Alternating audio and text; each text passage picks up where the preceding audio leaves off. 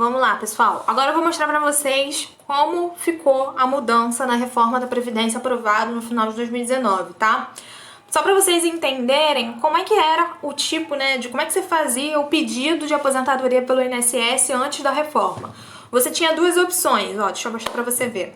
Você tinha a opção de pedir aposentadoria por idade mínima ou por tempo de contribuição. Como é que era na idade mínima, tá? Deixa eu subir de novo pra você ver. Ficou bom, ruim esse slide aqui, né? Vamos lá. A idade mínima, você ia sendo mulher com 60 anos, homem com 65, tinha idade mínima, batia essa idade, já podia dar entrada no INSS para receber ali pelo menos um salário mínimo, tá? Por tempo de contribuição, você junta a quantidade de anos, né, de trabalho comprovado, em carteira assinada, tudo certinho, e aí você junta. Fez um pacotinho de 35 anos sendo homem, 30 anos mulher, também pode fazer o pedido, podia, né, fazer o pedido por tempo de contribuição, tá? Isso era como era. Como que é agora a nova proposta assinada em novembro de 2019? Agora todo mundo que for, a partir dessa data, fazer o pedido de aposentadoria, não vai ter mais essa questão do tempo de contribuição, esse pacotinho de anos aqui que a gente falou. Agora a idade mínima para as mulheres é de 62 anos, de homens 65, continua sendo o mesmo, mas o que muda é essa questão de, no mínimo, pelo menos, ter contribuído aí com 15 anos, tá? Tendo essa junção com essa questão da idade mínima. Só que o que acontece? Isso é a data prevista, a idade prevista hoje.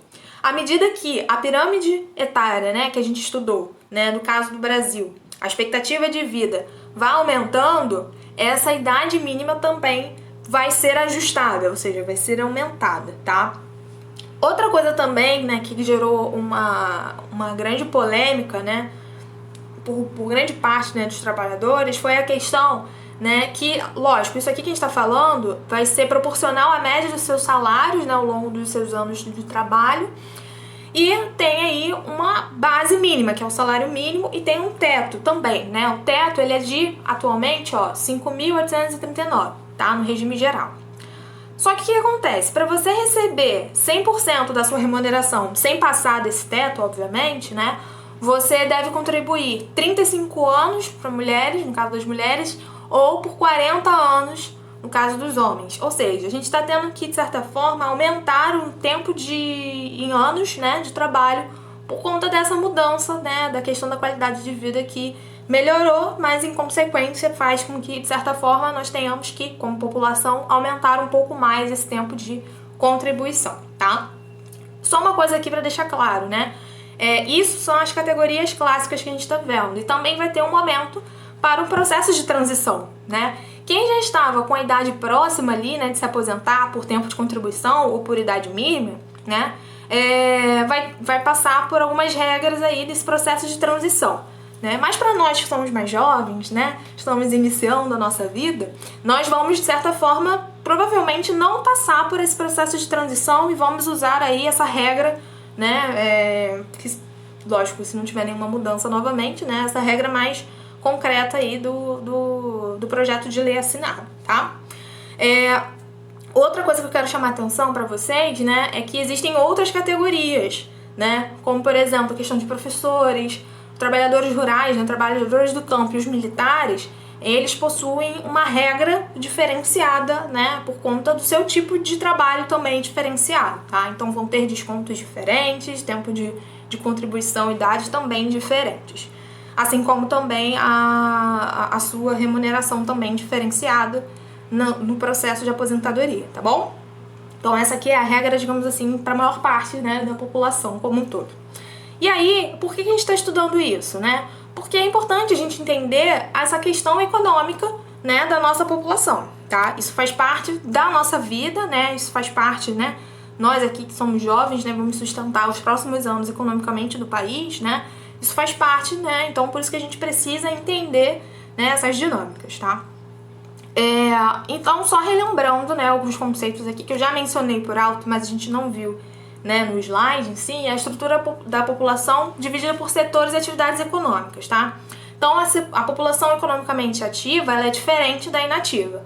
A população economicamente ativa vão ser essas pessoas que a gente viu de 16 a 60 anos, né, que provavelmente, né, esse método será mudado nos próximos anos à medida que a expectativa de vida vai aumentando, né, como a gente viu ali, com 60 anos provavelmente você ainda vai estar trabalhando, então, com mais de 60 também, então provavelmente esse número, né, esse limite da população economicamente ativa poderá, né, mudar ao longo dos anos.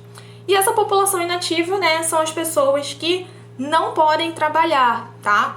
Então tem que tomar muito cuidado quando a gente está fazendo essa análise da população desempregada, da população desocupada, né, que são as pessoas que estão procurando emprego ou não, né, elas vão participar, mesmo assim, mesmo elas não tendo um trabalho, né, atualmente, temporariamente falando, elas vão estar participando da PEA.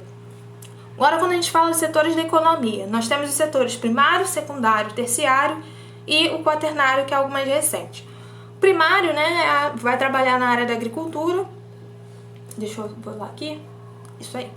O Brasil, a gente tem a maior parte, né, concentrado na população do setor terciário, né, que é a parte de comércio e serviços. O setor secundário é a parte industrial. A gente não tem uma base industrial muito consolidada no Brasil.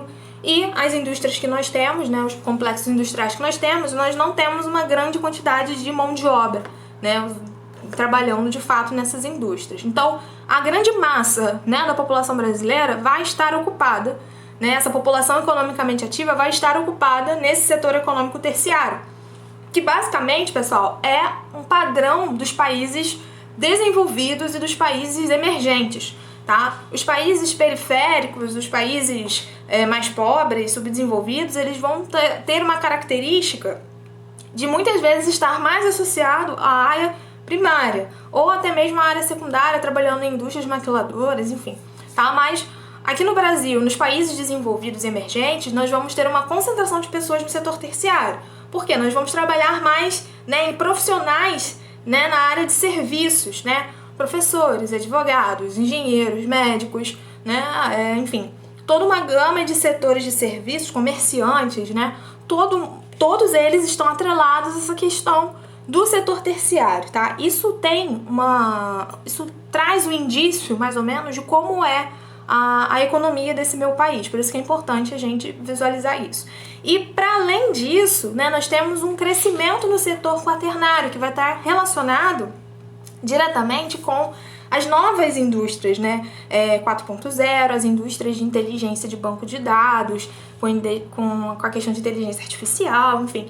É, na verdade, uma mão de obra mais qualificada intelectualmente falando, né, que vai trabalhar numa área de tecnologia mais avançada, de softwares, enfim, né. Então, esse setor quaternário vai estar trabalhando com inteligência, com tecnologia, com desenvolvimento de pesquisa e desenvolvimento, né, vai estar atrelado aos países altamente desenvolvidos, né, na nossa antiga relação de divisão internacional, antiga não, na recente, né, na nova divisão internacional do trabalho, perfeito? Então, os países desenvolvidos, né, altamente desenvolvidos, vão estar com uma população aí do setor quaternário mais empregado do que os outros países. Nós aqui no Brasil temos essa concentração no setor terciário, tranquilo? Ah, Mayara, mas a gente não é um grande exportador, né, grande agroexportador de commodities, da soja e tudo mais? Pois é, somos, mas a gente não está olhando só para a economia aqui, a gente está olhando a associação das pessoas na inserção da economia. E aí isso é diferente, né? Quando a gente está falando do olhar da onde a população, de onde os trabalhadores estão, aí a gente vai olhar para essa questão do setor terciário, tá bom? Outra importante análise da PEA é a questão das mulheres, né? De quanto cada vez mais as mulheres estão inseridas nessa população economicamente ativa. Isso fica um pouco mais fácil da gente visualizar também quando a gente fala lá da questão da diminuição da taxa de fecundidade, né? Tem relação direta com a questão, né, do respaldo que as mulheres estão tendo, com os cuidados que as mulheres estão tendo, né, e que estão diretamente, aí, muitas vezes, associados à preferência à área, né, do profissional, né, do profissionalismo das mulheres na sociedade, do que dando uma atenção maior para uma família muito grandiosa, né, coisa que a gente sabe que atualmente tem diminuído. E esse gráfico mostra pra gente com clareza essa transição, né, no caso aqui das mulheres no Brasil na PEA. Olha só que bizarro, né? quão distante é, né? Em 1950, né, você tinha uma porcentagem muito pequena de mulheres trabalhando, né, no mercado formal, né? A gente tinha aqui só apenas 13%. À medida que isso vai aumentando, né? A gente não tem um dado aqui recente, né, do censo de 2020, porque ele não existe, mas o último censo é de 2010, então nós temos aqui, olha só, uma proporção que vai mostrando na linha verde essa diferença entre homens e mulheres no mercado de trabalho diminuindo. Lógico que a gente percebe que ainda há diferença, né? Nós temos aqui 67% dos homens inseridos no mercado de trabalho e as mulheres com 48, 49, né? Sendo que em questão de proporção de pessoas, né, existentes, né, como a gente viu lá na nossa pirâmide etária, nós temos uma porcentagem equilibrada entre homens e mulheres, né? Diferenças de sexo, né, entre a nossa pirâmide etária. E que às vezes até mesmo a mulher sobressai em questão da quantitativo, né, aqui no caso do Brasil, na sua estimativa. Mas quando a gente olha na inserção no mercado de trabalho, a gente vê essa diferença, né? Lógico, né, algo pra gente, né, ficar feliz, né, e valorizar essa diminuição, mas que ainda é uma realidade essa diferença aqui, tá certo? E que a gente espera que cada vez mais, né, vá diminuindo, né, não só em números, mas também nas práticas, né, no dia a dia, né, na sociedade, no trabalho. Outra relação importante, né, já que a gente está falando de PEA, é a questão do desemprego, né? Eu já mencionei para vocês aqui que atualmente o Brasil já está com uma taxa de 12%, né, da taxa de desemprego. Isso também, claro, tá, gente? A gente tem que levar em consideração o contexto histórico, né? A gente está passando, de certa forma, aí, por um período pós-pandemia, então o período também de pós-pandemia vai ter associado esse rombo, né, que a crise da pandemia do coronavírus trouxe para não só o Brasil, mas para o mundo inteiro, tá? Então, o aumento, né, da taxa de desemprego, ela naturalmente vai aumentar em momentos de crise, tá? Crises sanitárias, crises, né, de saúde, crises econômicas, crises ambientais, qualquer tipo de crise relacionado vai estar afetando diretamente as taxas de desemprego de um país. E existem duas grandes diferenças, né, de conceitos de desemprego, tá? Eu trouxe para vocês aqui uma charge, né? Uma charge não, ela é um quadrinho, né? Um quadrinho aqui da Mafalda, tá? Mostrando o seguinte, ó. É incrível a importância do dedo indicador. Um patrão faz assim com o indicador e 3.000 operários vão para a rua. Ah, esse deve ser o tal indicador de desemprego que tanto se fala. Nesse caso aqui da Mafalda, ela está falando de um processo, né, que um patrão manda de uma vez só, olha só, 3.000 operários, tá mandando embora 3.000 operários. Para uma empresa, para uma indústria, né, para uma fábrica, mandar embora de uma vez só um grande contingente de funcionários, né, isso está diretamente relacionado a um momento de crise, como a gente falou aqui agora há pouco, tá? Então, quando eu tô falando por desempregos por causa de crises, eu tô falando de um processo de desemprego conjuntural, ou seja, eu tenho que avaliar a conjuntura política, econômica, histórica e entender que tem um processo de crise, tá? Agora, quando eu falo de um processo de crise por conta de mudanças fabris, mudanças de estrutura da fábrica, como é o caso, por exemplo, aqui, ó, dos lançamentos, nessa chargezinha, agora charge, né? Nessa chargezinha aqui embaixo, tá fazendo uma crítica, por exemplo, à questão do modelo fordista, né? Que você teve a substituição, né, aos poucos, né, do pós-fordismo, né, perdão. Do pós-fordismo, que você teve uma mudança, né, das técnicas, das tecnologias, onde o maquinário substitui o homem, tá?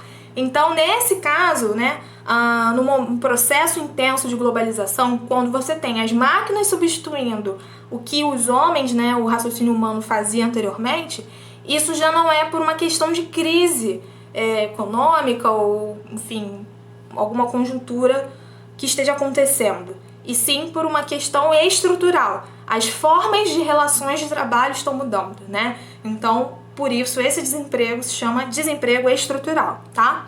Geralmente existe essa contribuição de diferença entre esses dois modelos de desemprego, tá? Beleza? Então, próximo vídeo a gente fecha a nossa aula falando sobre esses dois índices que vão retratar essas mudanças que a gente está falando de população, mas também desse desenvolvimento econômico específico.